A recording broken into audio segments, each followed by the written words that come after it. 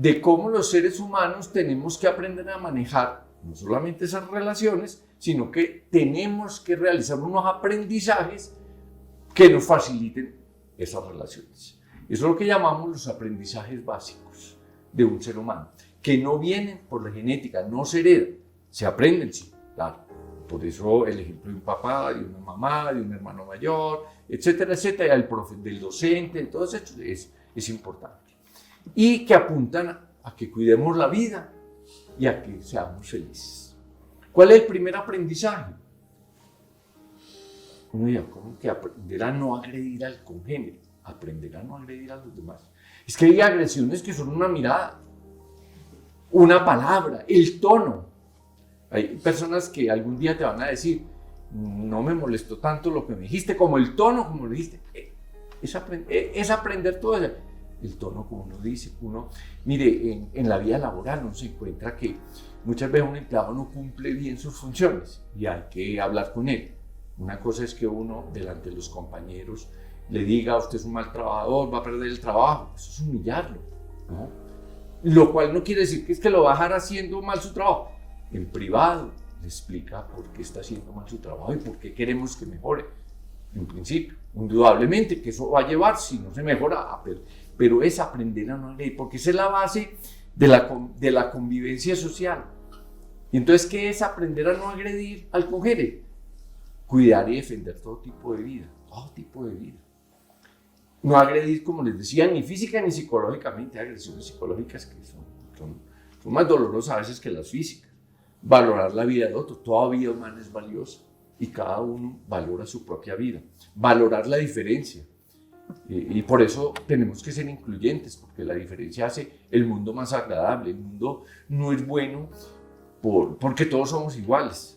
Un pequeño ejemplo, en una conferencia en un hospital me dice un auxiliar de enfermería, doctor, es que mire, a mí me toca muy duro, trabajo con dos compañeras, la una es neurótica y la otra es muy callada, muy querida, pero muy callada. Entonces, ¿no le parece muy duro? Entonces yo le dije, le voy a hacer una pregunta, piénsela. ¿A usted le gustaría que sus dos compañeritas fueran dos cloncitas? O sea, dos igualitas a usted repetida 2 veces. Y la muchachita, una niña inteligente, pensó y dijo, ay, ¿y uno de qué habla con una persona que es igual a uno? Y dije, ahí está, ese es el valor. Lo interesante, con esa que es neurótica también se habla. Y puede que tenga historias interesantes, y con la otra que es muy calladita también. La diferencia, el mundo debemos buscar es unidad en proyectos, en el servicio que estamos prestando, pero no uniformidad. Y el respeto por la vida íntima de los otros, porque cada persona tiene su vida íntima y esa nosotros no debemos entrar allí. Segundo aprendizaje, aprender a comunicarse. Es la base de que uno se autoafirma como ser humano, como persona, como diferente, pero también del grupo. Y toda comunicación en alguna forma busca el reconocimiento y el entender que el otro es un interlocutor válido para uno. Uno cuando comunica con otro envía un mensaje y esperas que el otro lo traduzca.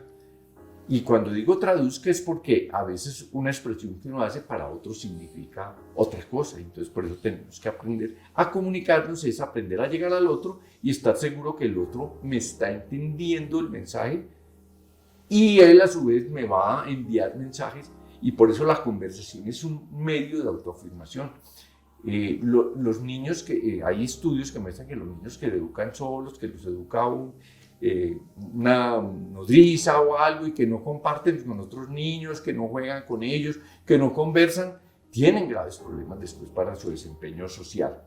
¿Qué implica este aprendizaje? Pues, hombre, crear, cuidar los espacios para que podamos conversar en los niveles que debemos conversar. Hay cosas que son de la vida íntima y se conversan en ese nivel, pero otras que son de la vida social. Aprender a comprendernos, a aclararnos, a decir, no te entendí, ¿quieres decir esto? O estoy así, o no entendí exactamente. A discrepar, pero también a coincidir, estoy de acuerdo contigo o no estoy de acuerdo y esta es mi razón. Y ser sensible en esos mensajes, a aceptar que a veces el otro con las razones que me da me está mostrando que él tiene una aproximación mejor a lo que es bueno en términos de otro. Tercer aprendizaje, aprender a interactuar. Entonces, no hacemos daño, esa es como la base, pero luego nos comunicamos. Luego ya no solo nos comunicamos, sino que vamos a actuar unos con otros. Es la base de los modelos de sociedad y de organización social. Entonces es acercarnos a nosotros, ser capaz de disentir, pero sin dejar de convivir, aprender a vivir la intimidad en esos espacios que son de intimidad y no colectivos, y el respeto por los derechos humanos. El cuarto, damos otro pasito. No nos comimos, sino que decidimos en grupo. Y esa es la base de la política, de la economía. Y la convivencia social implica que aprendemos a decidir en grupo. Mire, las dificultades que tenemos a veces en una unidad residencial cuando decimos, bueno, vamos a reciclar la basura y entonces todo lo que tenemos que usar es unas bolsas de un color, del otro, las vamos a sacar tal día. Ese es el trabajo que nos da entender esa medida tan sencilla que apunta a la convivencia, apunta a preservar el medio ambiente, etc. Entonces, es un aprendizaje en todos los espacios que uno tiene. Eso implica concertar. A veces, volviendo al ejemplo de la unidad residencial, puede que a veces llegamos a concertar que a las 12 de la noche no puede haber música en un determinado nivel de ruido, pues que genere ya ruido, porque otros quieren dormir. Y llegamos a ese acuerdo y respetamos ese acuerdo, ¿cierto?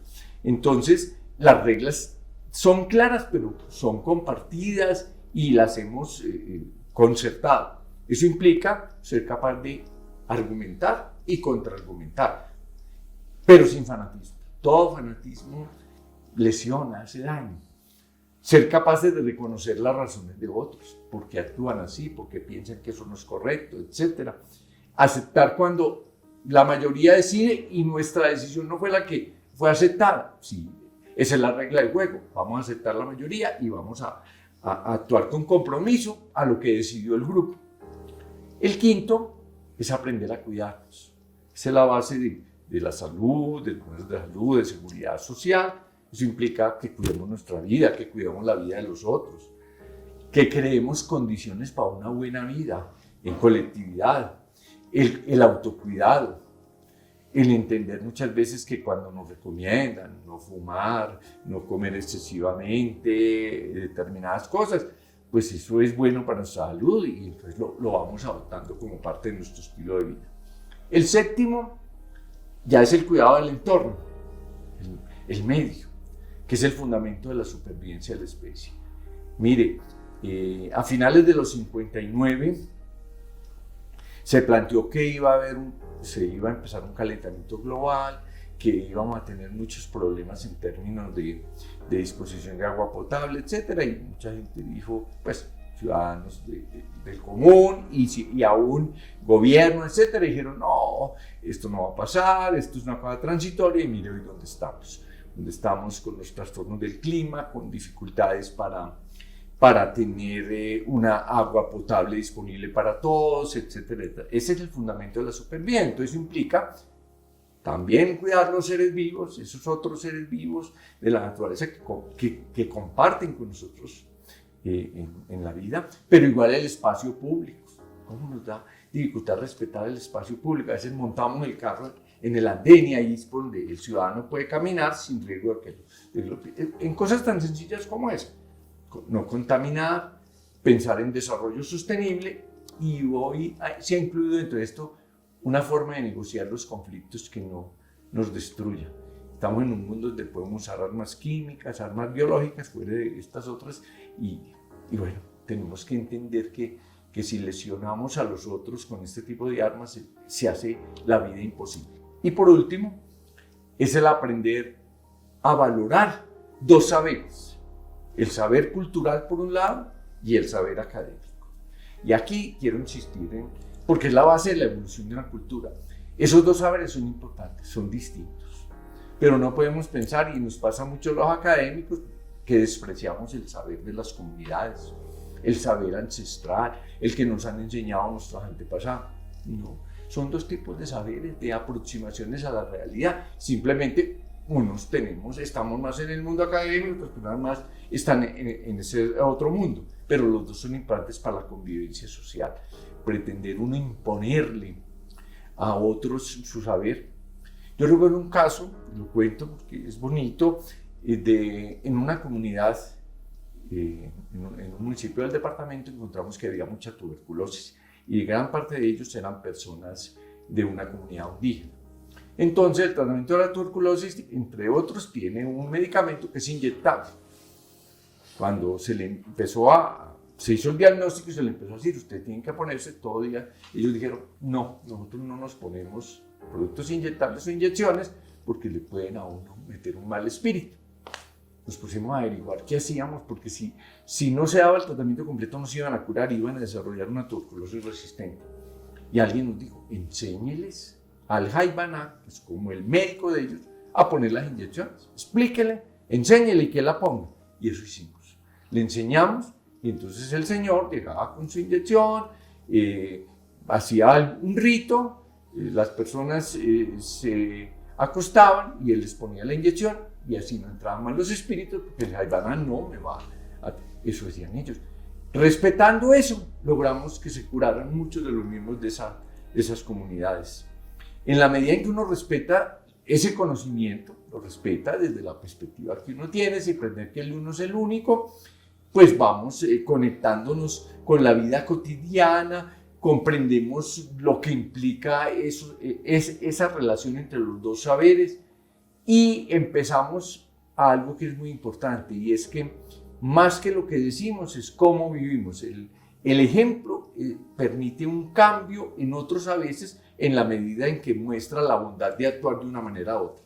¿Qué implica este último? Pues conocer, interactuar, valorar esos saberes, valorar no necesariamente es adoptarlos para uno, pero respetarlos, conocer las raíces, nuestras raíces, los valores, las tradiciones, donde hemos llegado nosotros, nuestra cultura, nuestra familia, etc. Depende del esfuerzo de otros.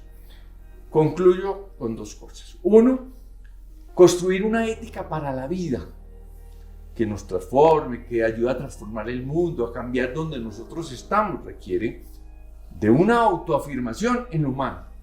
Es humanizando los ambientes.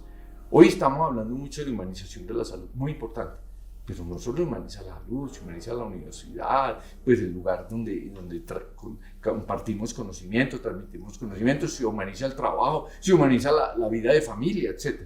Y también esa autoafirmación implica un aprendizaje fundado en lo que llamaríamos el modo humano de la especie humana. Nosotros somos Homo sapiens sapiens, ¿cierto?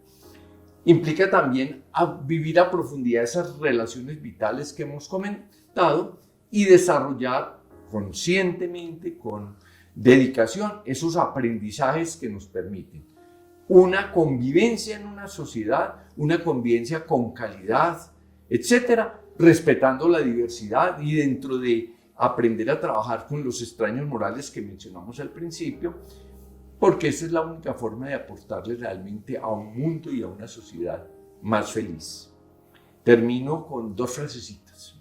Una de Havel, este señor fue presidente de unas repúblicas socialistas, un hombre culto, un poeta, decía, es mi profunda convicción que la opción está en que algo cambie en el interior, en la esfera del espíritu, en la esfera de la conciencia humana, en la actitud actual del ser humano, dice el hombre, pero me gusta más utilizar la palabra ser humano, hacia el mundo y en su entendimiento de sí mismo y de su lugar en el orden total de la existencia. O sea, tenemos que empezar, si queremos que este mundo cambie, tenemos que estar cambiando nosotros. Y segundo, un testimonio muy duro, pero que es el último mensaje que yo quisiera dar aquí.